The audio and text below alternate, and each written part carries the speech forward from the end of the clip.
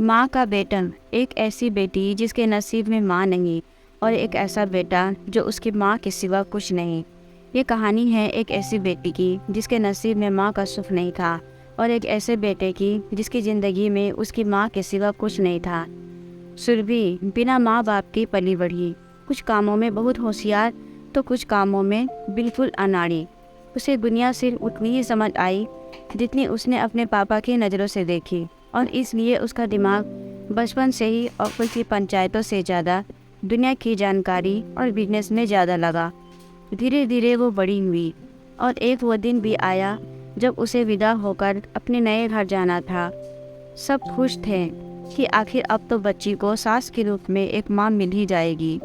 सुरभि के बचपन से संजोए हुए सपनों में से एक सपना ये भी था कि उसे इस जीवन में माँ का प्यार महसूस करने का सुख जरूर मिले।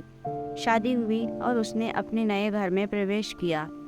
वो बहुत से सपने संजोकर इस घर में आई थी, लेकिन धीरे धीरे हर बीते दिन के साथ उसे एहसास होता गया कि शायद कुछ सपने सपने ही होते हैं जिनके पूरा होने की उम्मीद करना बेईमानी है। शादी के रस्मों रिवाज और घर में पहले दिन से ही उसे ये बात समझ आने लगी कि हर रिश्ता अलग है और कोई दूसरा रिश्ता कभी उसकी पूर्ति नहीं कर सकता।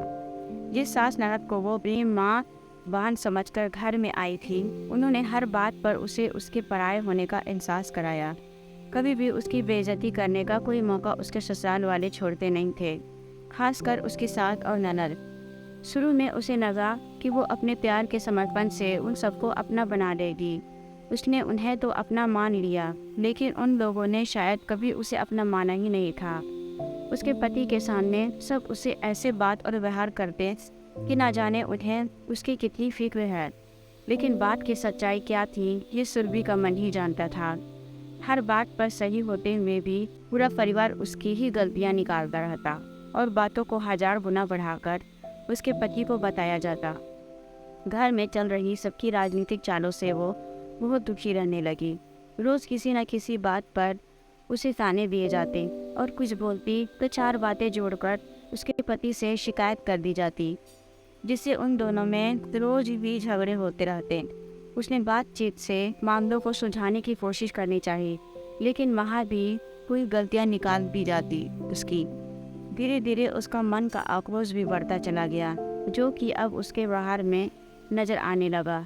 इसी बीच उसने एक नन्ही सी परी को जन्म दिया और उसने सोचा कि शायद अब सब ठीक हो जाएगा, लेकिन ऐसा कुछ नहीं हुआ, क्योंकि सुरभि का पति सिर्फ अपनी माँ का बेटा बन के रह गया था। पति और पिता के रिश्ते को किनारे कर बस वो एक ही रिश्ते को आंखें बंद करके निभाया जा रहा था। हमारे देश में न जाने कितने घरों की यही कहानी है। एक माँ को अपने बेटे के जन्म से ही उसकी शादी करके घर में बहू लाने के बड़े अरमान होते हैं, लेकिन जब वो बहू घर में आ जाती है तो वो खुद को इतना असुरक्षित महसूस करने लगती है जैसे कि बेटे की पत्नी नहीं बल्कि अपने लिए सौतन लेकर आई हो। हर बात हर कदम पर उसे गलत ठहराकर हमेशा खुद को सही साबित करने की कोशिश में लगी रहती है। जैसे बहू को नीचा दिखाकर उसकी बेइज्जती करके ही उसे सुकून मिलता है। सब कहते हैं कि घर को स्वर्ग बनाना एक औरत का काम है, तो क्या वो औरत सिर्फ घर की बहू ही होती है?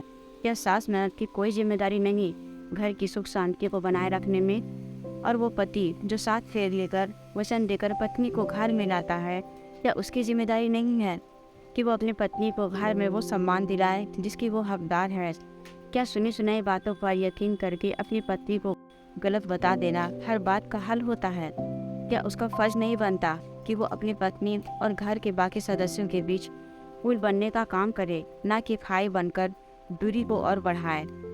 दोस्तों, आप इस विषय के बारे में क्या विचार रखेंगे? कमेंट में ज़रूर बताइएगा हमें। अगर कहानी पसंद आई हो तो कहानी को लाइक शेयर कमेंट जरूर कीजिएगा और हमारे चैनल को सब्सक्राइब जरूर कीजिएगा। कहानी सुनने के लिए आपका बहुत बहुत धन्यवाद।